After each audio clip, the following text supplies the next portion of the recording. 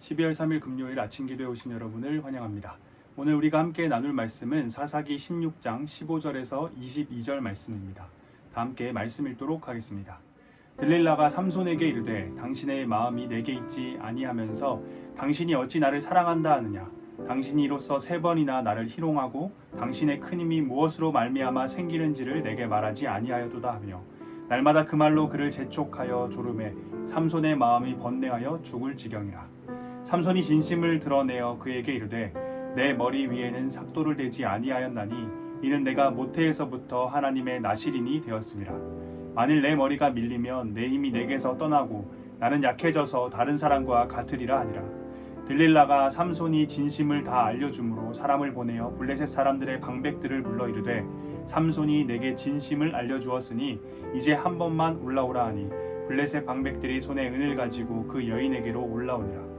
들릴라가 삼손에게 자기 무릎을 베고 자게 하고 사람을 불러 그의 머리털 7가닥을 밀고 괴롭게 하여 본즉 그의 힘이 없어졌더라.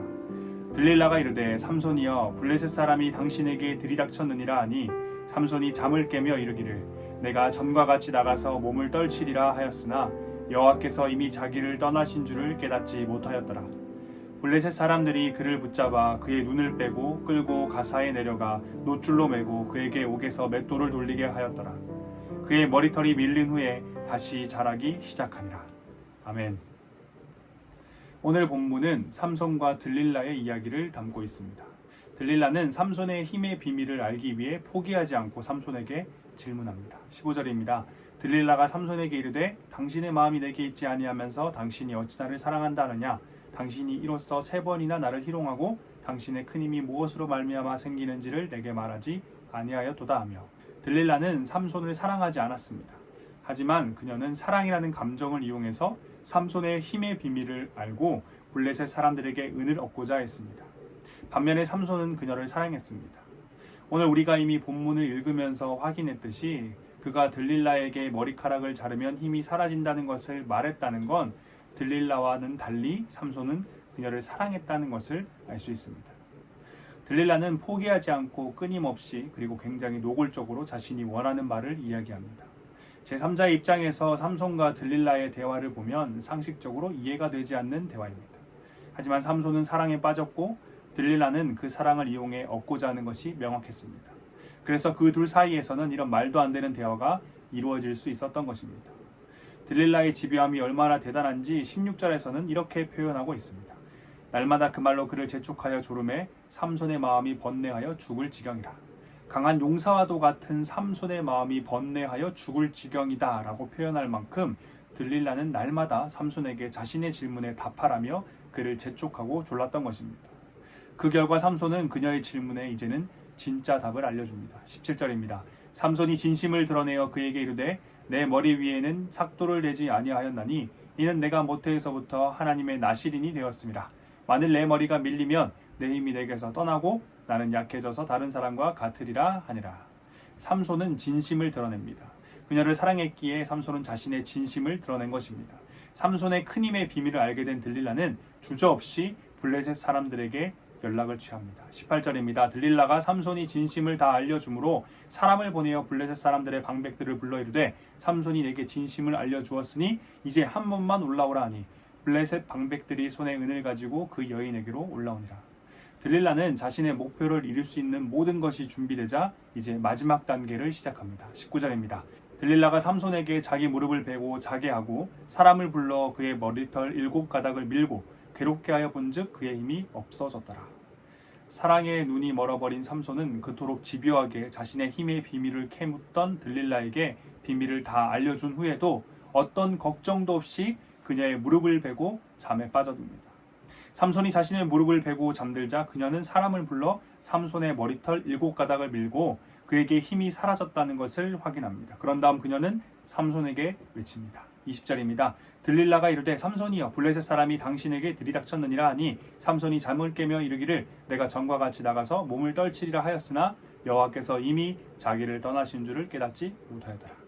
자신에게서 하나님이 떠나신 것을 깨닫지 못했던 삼손은 이전과 같이 블레셋 사람들을 공격하기 위해 그 자리를 박차고 일어났지만 아무런 힘도 쓰지 못하고 그는 블레셋 사람들에게 잡히고 말았습니다.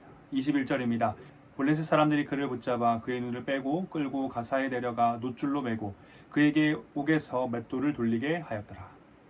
하나님이 떠나가시고 힘을 잃은 삼손은 블레셋 사람들에 의해 눈이 뽑히고 놋줄에 매여 짐승과 같이 옥에서 맷돌을 돌리는 신세로 전락하고 말았습니다. 강력한 힘으로 블레셋 사람들을 압도하던, 그리고 그들을 공격했던, 자신이 사랑했던 여인의 무릎을 베고 잠들었던 그 모든 순간들이 순식간에 변해서 삼손은 눈이 뽑힌 채 감옥에서 짐승처럼 맷돌을 돌리게 된 것입니다. 오늘 본문 이전에 기록된 삼손의 지난 인생들을 기억해 본다면 본문 속 21절의 상황은 그의 인생에서 가장 큰 절망, 가장 낮은 바닥이라고 할 수 있을 것입니다. 그런데 사사기의 저자는 삼손에게 있어서 가장 절망적인 상황, 가장 낮은 바닥과도 같은 상황을 기록한 후에 곧이어 짧은 한 구절의 말씀을 덧붙입니다. 22절입니다. 그의 머리털이 밀린 후에 다시 자라기 시작하니라. 들릴라와 블레셋 사람들이 삼손을 잡은 후에 그의 머리털을 모두 밀어버렸습니다. 그렇기 때문에 머리털이 다 밀린 다음 다시 머리털이 자라는 것은 당연한 것인데 성경은 그런 당연한 이야기를 굳이 기록하고 있습니다. 여기서 우리는 사사기 저자의 의도가 담겨 있다는 것을 알 수 있는데요. 삼손의 머리털이 밀린 후에 다시 자라났다라는 것은 다른 사람에게 머리털이 밀리는, 두 눈이 뽑히고 짐승과 같이 맷돌을 돌리는 절망적인 상황 속에서 그의 심경에, 그의 믿음에 어떠한 변화가 찾아오기 시작했다는 것을 의미합니다. 그리고 그 변화의 결과는 오늘 본문 바로 뒤에 이어지고 있는 23절부터 31절에서 확인할 수 있습니다. 저는 오늘 본문을 묵상하고 연구하면서 본문 속 첫 번째 절과 마지막 절에 주목하게 됐습니다. 먼저 첫 번째 절인 15절을 함께 살펴보겠습니다. 들릴라가 삼손에게 이르되 당신의 마음이 내게 있지 아니하면서 당신이 어찌 나를 사랑한다 하느냐, 당신이 이로써 3번이나 나를 희롱하고 당신의 큰 힘이 무엇으로 말미암아 생기는지를 내게 말하지 아니하였도다 하며, 들릴라는 삼손에게 말합니다. 당신의 마음을 달라. 나에게 당신의 마음이 없다. 당신의 마음을 나에게 달라. 들릴라가 삼손에게 그토록 달라고 요구했던 그 마음은 하나님께서 자신의 백성들에게 요구하셨던 바로 그 마음입니다. 2달 전 우리는 출애굽기 말씀을 묵상했는데요. 그 중에서 성막을 짓기 위한 재료를 준비하는 과정이 담긴 출애굽기 35장을 묵상하면서 하나님께서 우리에게 원하시는 것은 멋진 교회 시설도, 교회 건물을 흔드는 우렁차고 아름다운 성가대의 찬양도, 어마어마하게 큰 금액의 헌금도 아니라 바로 우리의 마음이다 라고 나눴습니다. 그리고 하나님께서 우리의 마음을 받길 간절히 원하시며 그와 동시에 세상 또한 우리의 마음을 얻길 원합니다. 그런 점에서 오늘 본문의 이야기는 단순히 삼손이 사랑해서는 안 되는 여인을 사랑하는 이야기, 혹은 집요하고도 악한 여인 들릴라의 이야기가 아니라 바로 우리의 마음에 관한 이야기입니다. 세상의 마음을 준 자가 어떻게 되는지 그 교훈을 담고 있는 이야기입니다. 하나님께서는 진심으로 우리의 마음을 원하십니다. 잠언 23장 26절입니다. 내 아들아, 내 마음을 내게 주며 내 눈으로 내기를 즐거워할지어다. 그렇게 자신에게 마음을 주지 않는 것에 대해 하나님께서는 경고를 하십니다. 이사야 29장 13절, 주께서 이르시되 이 백성이 입으로는 나를 가까이 하며 입술로는 나를 공경하나 그들의 마음은 내게서 멀리 떠났나니 그들이 나를 경외하면 사람의 계명으로 가르침을 받았을 뿐이라. 그런데 우리가 또 기억해야 하는 것은 하나님께서 그토록 원하시는 우리의 마음을 세상 또한 우리에게 요구하고 있다는 것입니다. 세상이 우리의 마음을 얻고자 하는 그 의지가 얼마나 강력한지 강한 용사와 같은 삼손이 마음이 번뇌하여 죽을 지경이 될 때까지 그의 마음을 달라 말합니다. 정리해보면 우리가 하나님께 마음을 주지 않고 산다는 것은 우리의 마음이 우리 안에 고이 모셔져 있는 것이 아니라 결국 세상에 우리의 마음이 빼앗겨버리고 말 것이다 라는 것을 의미합니다.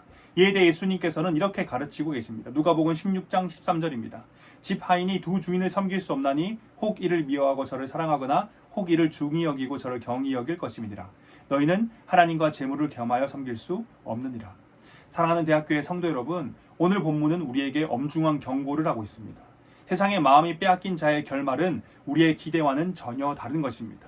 삼손은 들릴라에게 자신의 마음을 주고 평생토록 그녀의 무릎을 베고 누워 자며 그와 사랑하는 행복한 삶을 꿈꿨지만 그의 결국은 머리털이 밀리고 두 눈이 뽑히며 짐승같이 맷돌을 미는 그의 인생 속 가장 큰 절망이었습니다.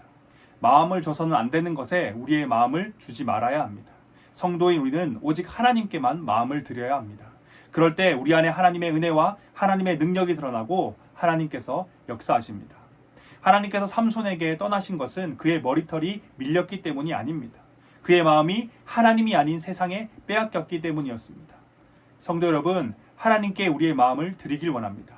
세상에 우리의 마음이 빼앗기지 않길 원합니다. 제가 오늘 본문을 묵상하고 연구하면서 주목하게 된 또 다른 하나는 본문의 마지막 절이었습니다. 이미 말씀드린 것 같이 22절은 다른 사람에게 머리털이 밀리는, 두 눈이 뽑히고 짐승과 같이 맷돌을 미는 절망적인 상황 속에서 그의 심경, 그의 믿음에 어떤 변화가 찾아오기 시작했다는 것을 의미하는데요.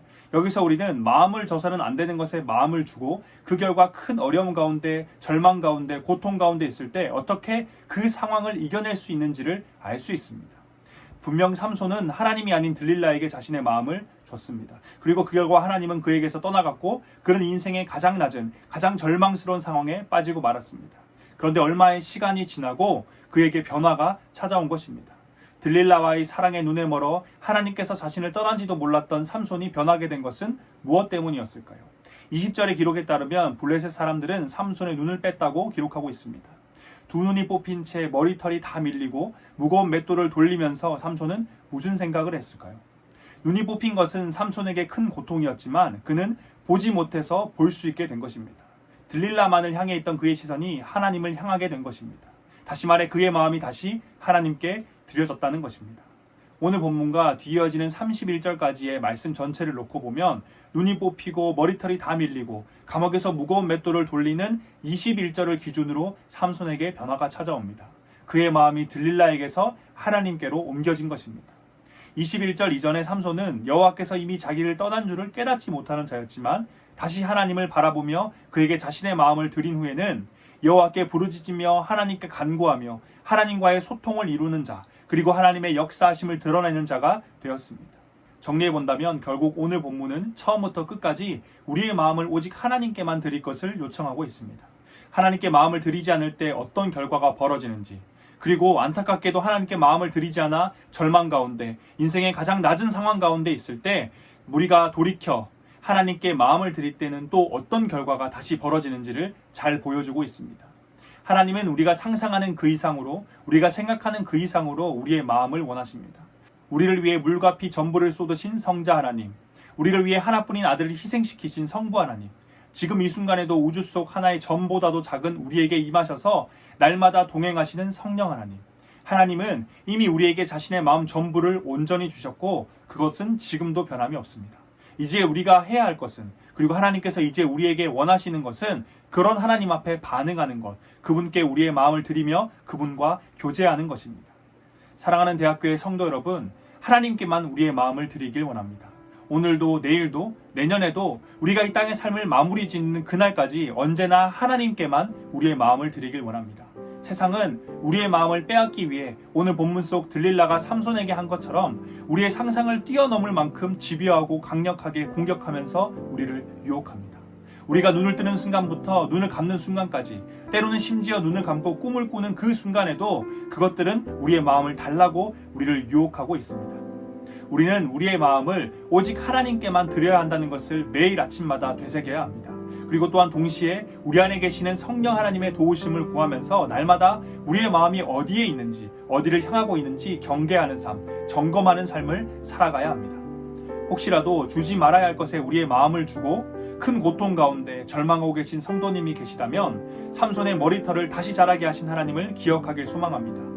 삼손이 그의 인생의 가장 절망스러운 순간에, 어쩌면 그의 인생에서 가장 부끄러운, 그래서 자랑할 것 없는 그 순간에 하나님을 바라보고 그의 마음을 드릴 때 하나님께서는 그의 마음을 받으셨고 그에게 다시 임하셔서 삼손이 평생에 했던 것보다 더 큰 하나님의 일을 하셨습니다.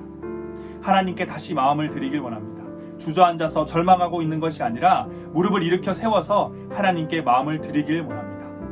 하나님께 우리의 마음을 드릴 때 하나님께서 우리 안에 역사하시며 우리는 하나님과 함께 동행하며 살 것입니다.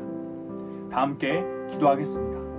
우리의 창조자, 구원자 되신 하나님, 주님의 이름을 찬양합니다. 오늘도 어김없이 우리에게 새 생명 주심에 감사드립니다. 사랑하는 하나님, 오직 하나님께만 우리의 마음을 드리길 원합니다. 하나님이 아닌 다른 것에 우리의 마음이 빼앗기지 않길 원합니다. 세상은 오늘 본문 속 들릴라가 삼손에게 했던 것과 같이 우리의 상상을 뛰어넘을 만큼의 집요함과 강력함으로 우리의 마음을 얻고자 유혹하겠지만 우리 안에 계시는 성령 하나님의 도우심으로 우리가 그 앞에서 흔들리지 않기를 원합니다. 이미 먼저 우리에게 주신 하나님의 그 마음을 기억하며 우리 마음 또한 하나님께 드리는 삶이 되길 기도합니다. 하나님, 우리 대학교의 성도들의 마음이 하나님께 드려질 때 우리 각자의 삶, 가정과 학교와 학원, 직장과 사업장에서 하나님의 역사가 일어날 것이며 또한 우리 대학교의 가운데서도 하나님의 역사가 일어날 줄로 믿습니다.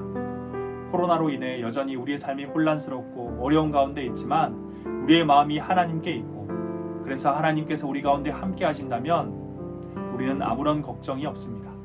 날마다 우리의 마음이 어디에 있는지 점검하며 하나님께 마음 드리기 위해 힘쓰는 우리가 되길 간절히 소망하며 우리의 구원자 삶의 이유 다시 오실 예수 그리스도의 이름으로